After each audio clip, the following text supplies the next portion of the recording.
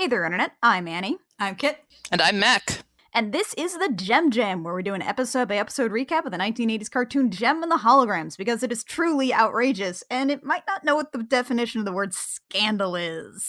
Today we are covering episode 29, i.e. season 2, episode 3, Scandal. So this episode is written by Mary, apparently according to IMDb, it's Mary Screenes. I've been pronouncing it wrong this whole time. We have seen her writing before in The World Hunger Shindig, In Stitches, and Island of Deception. Oh, she wrote Island of Deception! Okay, so she does the high-quality nonsense. So the holograms are on Venice Beach. They're sort of taking like a small vacation, I guess, like in as much as they're somewhere else and they're not recording. And everybody's really relaxed except Rhea, who you might remember has been a part of the holograms for all of 5 minutes. And she's like, oh my gosh, in an hour I'm going to have my first interview. What should I do? What should I say? And the holograms are like, don't worry about it, Rhea, you'll be fine. Yeah, Kimber's like, be yourself. They're saying don't worry about it as they pass a billboard that says Harriet Horn barbecues the stars. On channel 91. 91! How many extra cable packages did you have to buy in the 80s to get channel 91? I do think it's kind of cute that Screenes actually is doing like a continuity thing, where it's like, oh, Rhea actually is brand new to the band.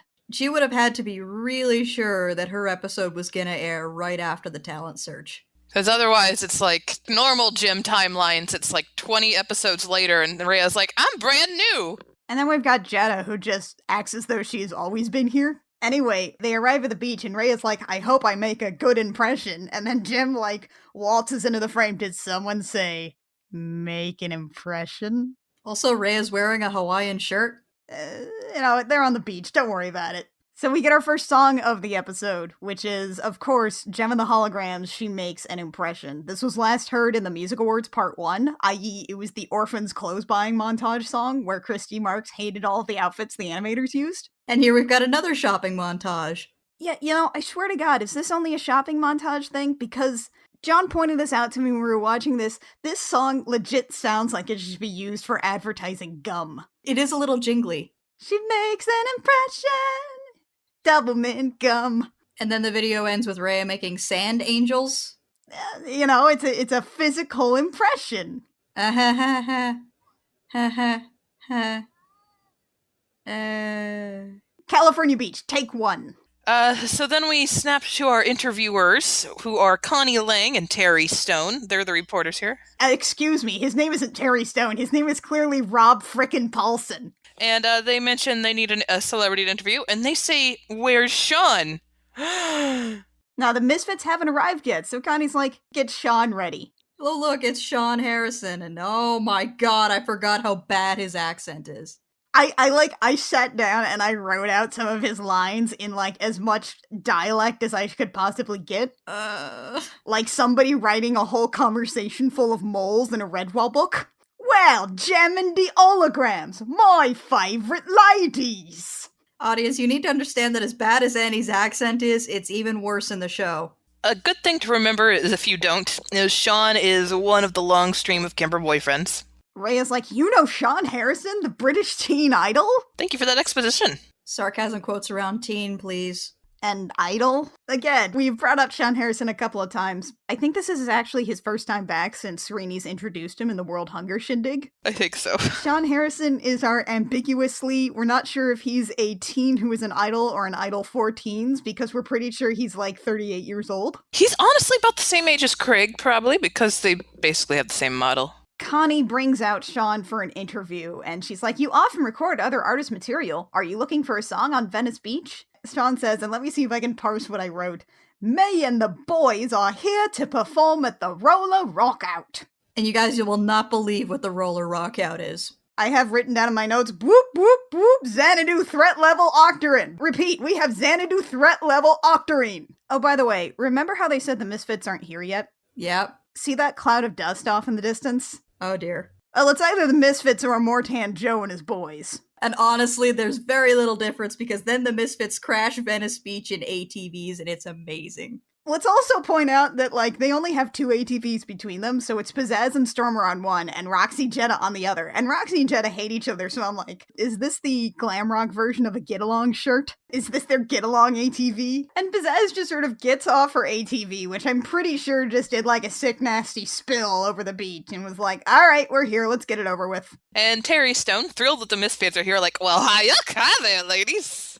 And then, as they're going through the interview of what they're doing in Venice Beach, Jetta name drops actual celebrities like Mick Jagger and Michael Jackson. I didn't know this show did that. We've got lunch with Mick Jagger, a possible recording with Michael Jackson, Pizzazz and Sean Harrison have something going. Okay, look, Mick Jagger and Michael Jackson both have alternate personas that we met in the JEM JAM. Where'd they come from? Delina Lerner and Tina Turner, like, get lunch sometimes? Has Madonna ever recorded with Luna Dark? These are all very important questions. Anyway, none of that matters. Rob Paulson just wants to nail Pizzazz, and Pizzazz might be into it. He's like, I have one more question. What are you doing later? And then Connie immediately stops the interview. She's like, okay, that's enough. Thanks, guys. Good interview.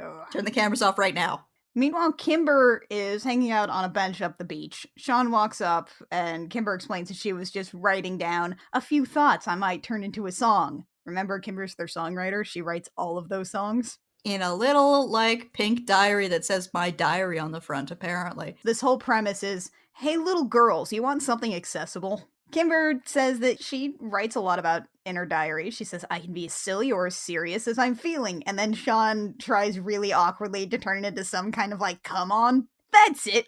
I'm not silly enough. This whole scene is just... And then he gets down on his knees and takes Kimber's hands in his... Forgive me lack of charm, finesse, or patience. No. We refuse. Then he asked, will you... What is it, Sean? Will you write a song for me, Kimber? Oh, Sean, do you mean it? What's that supposed to mean? It's like a marriage fake out, but they actually do almost get married later? This makes me think of, like, that one thing where it's like, will you write a romantic song for me? It's not really that romantic when you ask someone to write you a romantic song. So Kimber is grabbed to get on set for this little interview. They agree to meet up later for dinner at a restaurant. The assistant grabs Kimber's bag, but misses the diary, which Jetta picks up. Dun dun dun! Kimber doesn't notice the diary's gone until much, much later, but that is a big diary. I feel like she should have noticed her bag is way too light. At the interview, Jem says they enjoying ourselves very much. And they talk about how they're going to be on Ms. Horn's segment later in the week and how she tends to eviscerate the celebrities. She's the Barracuda queen of rock gossip. And Kimber's like, well, we're pretty boring as far as gossip material goes, which honestly, yeah, they are. Are you kidding? They regularly get into hijinks that result in felonies. They get constantly kidnapped and threatened with death. I feel like that should be newsworthy. I don't know if it is in this society. Maybe it's been happening so much that it's not newsworthy anymore.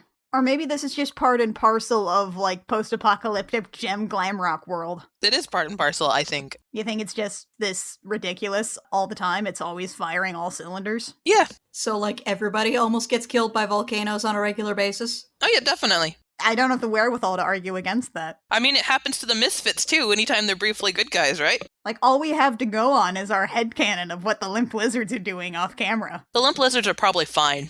Nothing happens to the Limp Lizards. They just live quiet, average lives. But we can cut to the Misfits, who are sitting in front of the television watching Connie and Terry's show, and they're like, they cut our segment! Stormer has this super dejected, now nobody knows we're in town.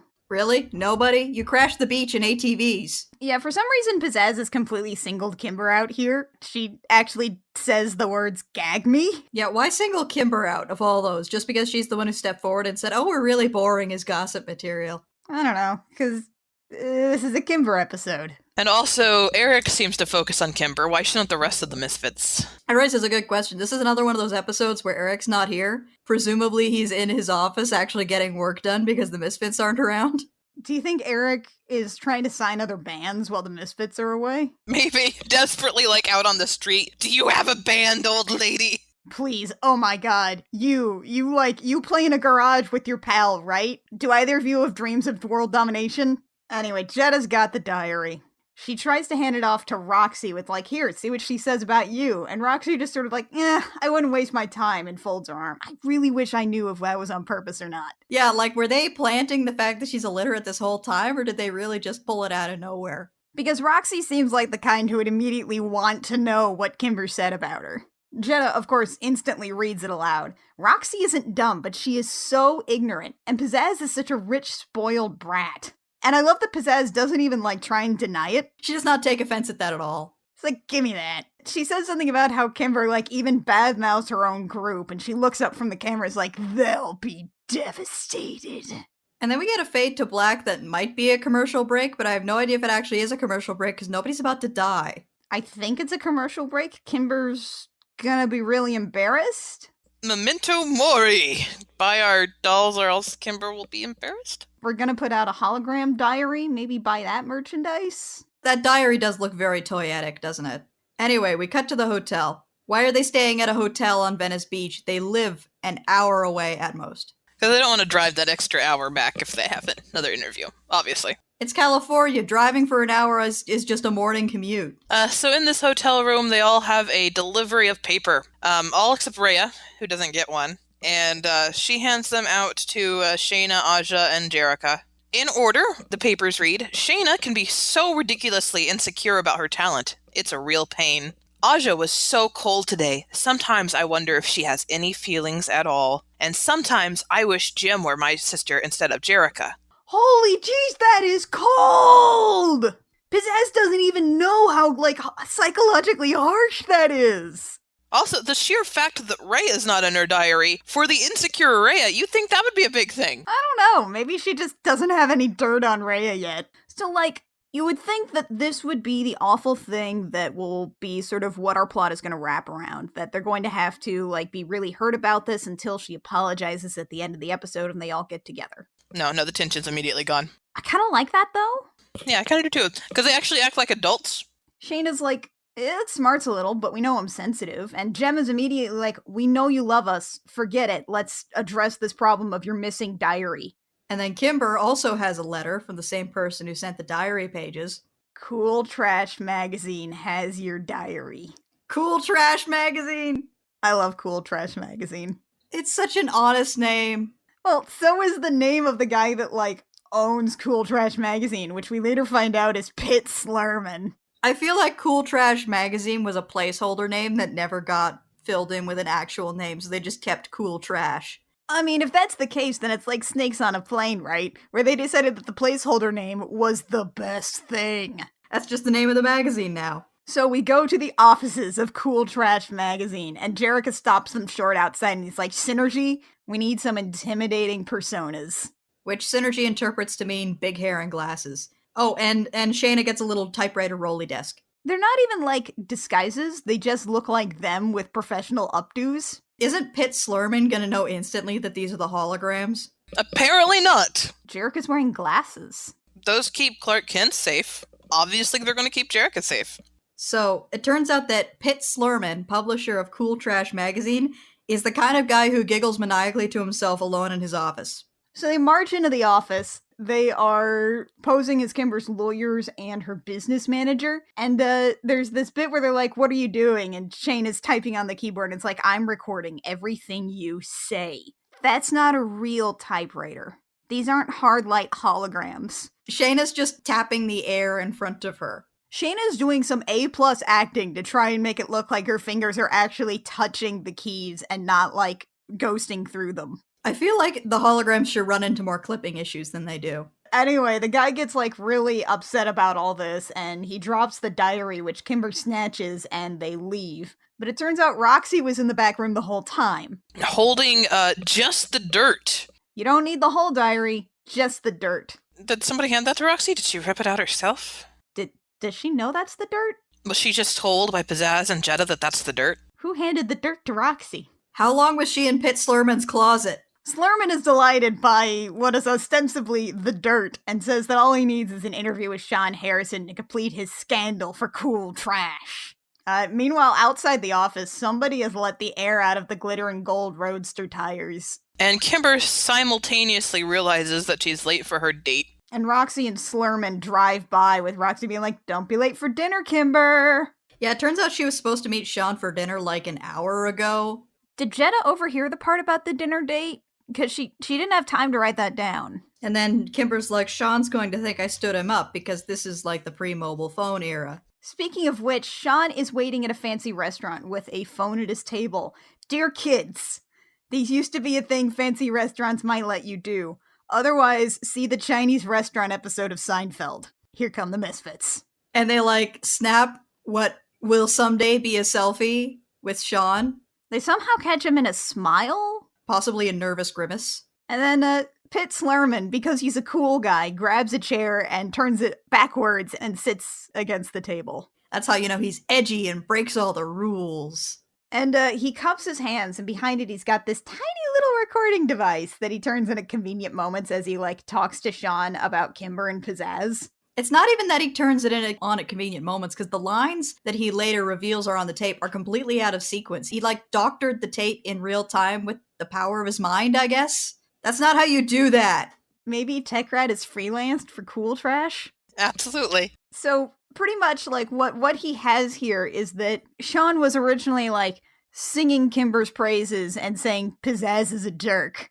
And then he switched it around, so he sung Pizzazz's praises and said Kimber's a jerk. Well, specifically, he said, Kimber's a child, I could care less. Could care less. Not couldn't care less, could care less, which implies that he cares at least a little bit because he could care less. I go on this rant every time, I'm sorry. We're all English majors, what do you want from us? So anyway, Sean eventually storms off. Slurman reveals the audio clip he put together, and the phone rings, Kimber's finally calling, and Jenna picks it up and is very, very British, so it's like, how do you not know that's Jenna on the line? She even's like, I'm sorry, ducks. Calls her a chickie at some point. It's like, how can you not tell that's Jenna? Anyway, Jetta goes on and on about how Sean was super mad at Kimber and left with Pizzazz, and then hangs up and Kimber starts crying. So they head back to the Holograms Hotel. Are you ready for some roller skating outfits? Oh my god, the roller rock-off is roller disco. Roller disco in 1987. As they're on their way there, Kimber gets sent this picture of Jetta, Pizzazz, and Sean,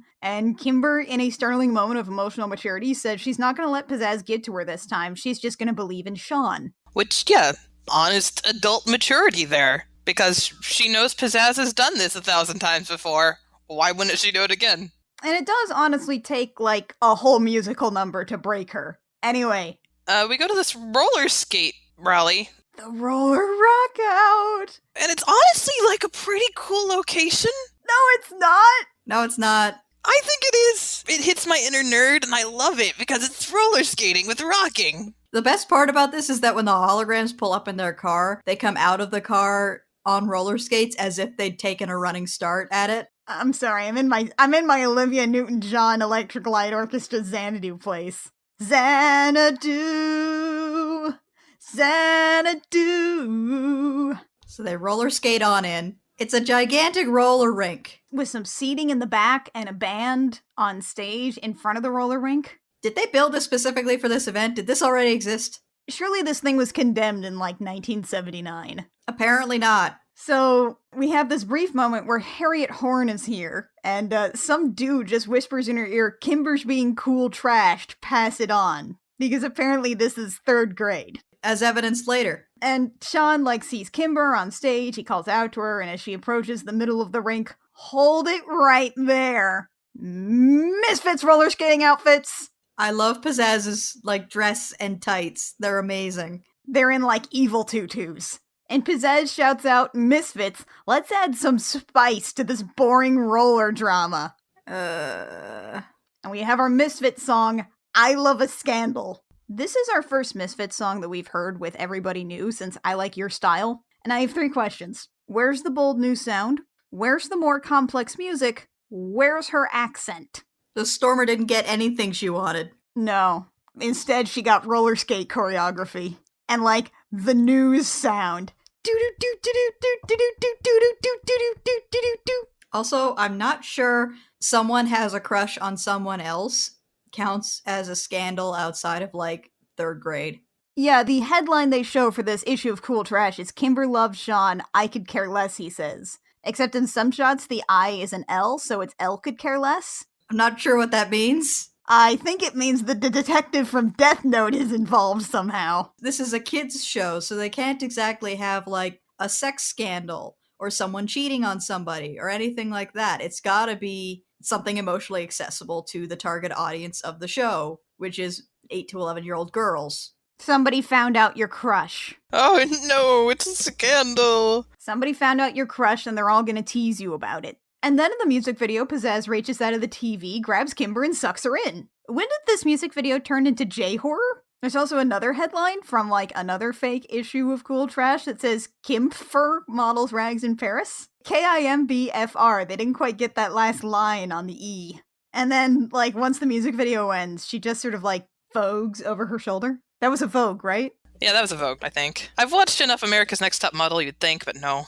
Anyway, Kimber is devastated by this. She starts crying and she dramatically roller skates away and nearly gets hit by a bus. I feel like her nearly getting hit by the bus should have been the commercial break. Not only does she dramatically roller skate away, but a whole crowd of paparazzi roller skate after her. Like, that is an actual nightmare. Gossip rag reporters on roller skates. They are unstoppable. So the Misfits, like, roller skate around Harriet Horn and being like, did we blow your mind? And Harriet Horn is actually kind of impressed and agrees to have both the Misfits and the holograms on the show because I guess she doesn't watch Lindsay's show. But I mean, she also, like, thrives on, like, drama and gossip, so I don't know why Pizzazz acts like she just got a monkey paw wish. She thrives on gossip, but I don't think she thrives on having her theater burned down. Like, she's not going to have a functional studio by the time this is done. So, back to Kimber. Now, Kit, can you tell us what the appropriate reaction would be to a native Californian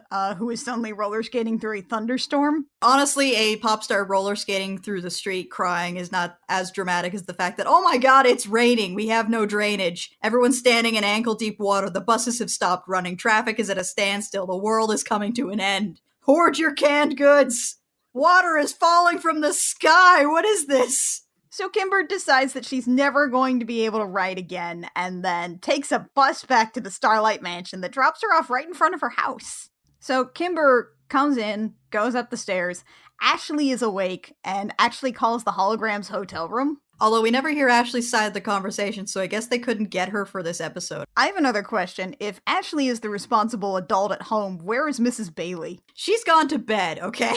She goes to bed at 8 p.m. Jem basically thanks Ashley for doing the right thing and calling because it makes her a superstar. Yeah, we have a folded-in superstar segment this episode. They said they're gonna head home first thing in the morning, and Rhea's like, why don't we go now? And they decide that Kimber needs to deal with her feelings and, you know, have some alone time, which, again, not a terrible idea. Also, it is a cataclysm outside. So Kimber deals with her feelings in her own way, which is pacing around the room, thinking about everything awful that's happened to her in the past few days, then running to Synergy's room. Today, the entrance is right next to a fireplace. This changes daily. And then she shouts, change me, Synergy. Change me into someone hard and mean, someone who can never be hurt. So Synergy changes her into Joan Jett. She gets a rad makeover. Now, this isn't like the exact same outfit they used for her, like, I'm with Stormer outfit in the band's breakup, but it's pretty close. Yeah, she was looking in the mirror going, actually, this is a pretty good look. It's more my aesthetic than normal hologram stuff.